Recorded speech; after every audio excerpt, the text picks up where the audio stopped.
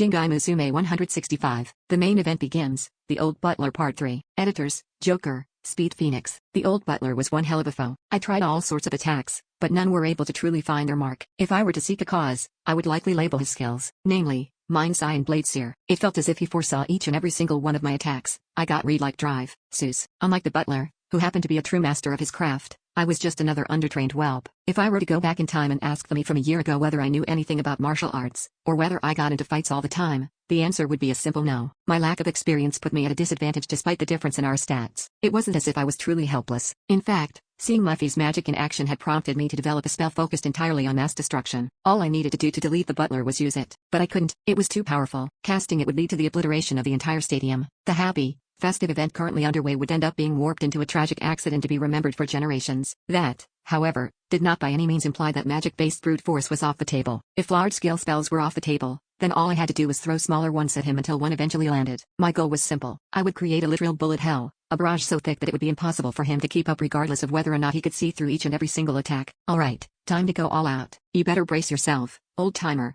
cause I'm not about to give you any more chances to rest. I really would not take any offense if you were to take pity on these frail old bones of mine. Frail old bones my ass. I positioned myself in the air right above him and began channeling my magical energy in order to create dozens upon dozens of water dragons. Go, attack the old-timer and take from him the few years he has left. I shouted in order that even I thought was a bit too malevolent as I showered him with projectiles. The dragons that materialized in my vicinity began darting towards him. My attacks were met with an onslaught of blades. It was almost like they were being repelled by a literal barrier of swords despite him only wielding a single weapon. Everything that closed in on him would be split in two. But I didn't care.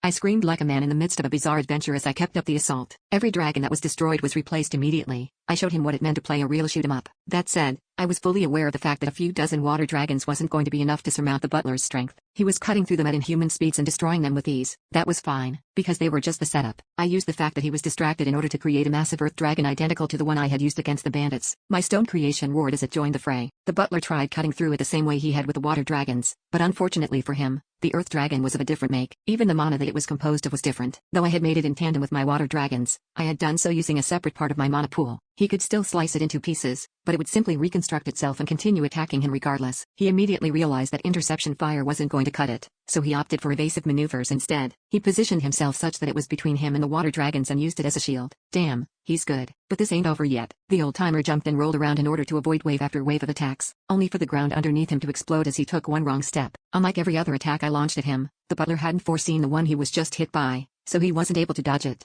His body was immediately engulfed in fire and smoke. The attack that he had been hit by was one of the many traps that I had planted while distracting him with my draconic onslaught. My battle with the douche lord had taught me that traps were extremely useful, so I learned to make them with primordial magic. The specific trap that the butler stepped on was fairly simple. It would activate whenever someone stepped on it and use magic to create an explosion. As it was buried underneath the earth, the bits of arena above it would be transformed into shrapnel. Long story short, it was a magical landmine, one that benefited from the effects of trap mastery. The skill made it not only more powerful but also more difficult to detect. So powerful was the mine's output that it would have blown any ordinary foe's lower half to bits. The butler, however, was anything but normal. Never once had I assumed that a mere trap would be enough to finish him off. But with that said, it still provided me with the perfect opportunity to win the match. If I was going to end this, I would have to do it here and now. I had every single dragon charge straight into the center of the explosion whilst doing the same myself. I flapped my wings, oriented myself in his direction, and dove. Going all in was the name of the game. Or at least it would have been had my crisis detection skill not kicked in. Danger was headed my way, and fast. I immediately reacted by swiveling around in the air. A blade flew past me with all the speed of a laser mere moments after I dodged. His clothes were torn and his body was covered in soot. But that didn't stop him. He had leapt right at me the moment I entered his range and attempted to deliver a high-speed stab. Damn, you scary, man. I fixed my posture in midair immediately after completing my dodge and swung in a. He managed to parry her and ward her off right before he lost all momentum and started to fall. You're not getting away. Flapping my wings, I accelerated downwards and chased with an overhead swing. He blocked and chained his defensive measure into a slash. He managed to draw blood,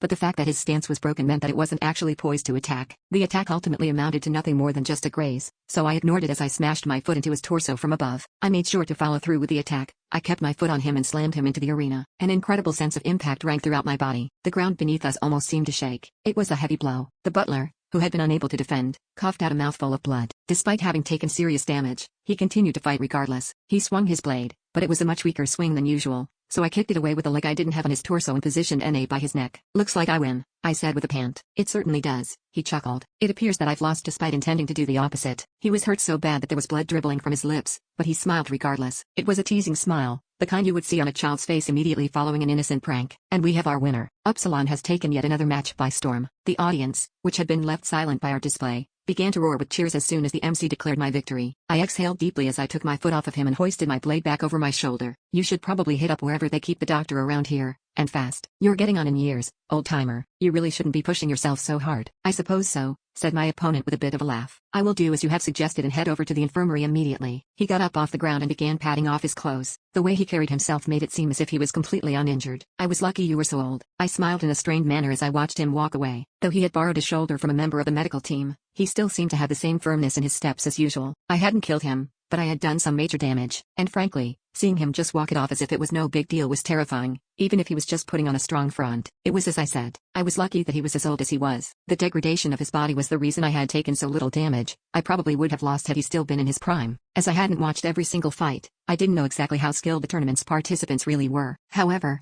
my duel against the old butler had at least proven that it wasn't all just fun and games. Some of the event's participants were at the peak of their game, the top of their class. And that wasn't the only thing I had learned from the experience either. I now understood why the Demon King was so worried about the human threat. They lacked brute strength, but humans had technique. They passed their techniques to each generation that followed, thereby refining them over relatively short periods of time. Every batch of humans would be stronger than the last. Of course, humans weren't the only ones to hand down their martial arts. Demons, demi-humans, and beastkin were all sure to do the same, but they were longer-lived. Their techniques passed through fewer hands in the same amount of time, and a lack of iteration led to a lesser degree of refinement. Races with longer lifespans didn't evolve as quickly, and neither did their martial arts. That was why the humans, who had started off as a race of little note, had grown into a major power over time. Stats were only one of many measures of strength. I had to make sure to pay attention to more than just the numbers if I didn't want the rug to be swept from under my feet. Looks like I've learned a hell of a lot from you, old-timer. I muttered a few words of thanks under my breath as I turned my back to the cheering crowd and made my way to the exit. Ugh.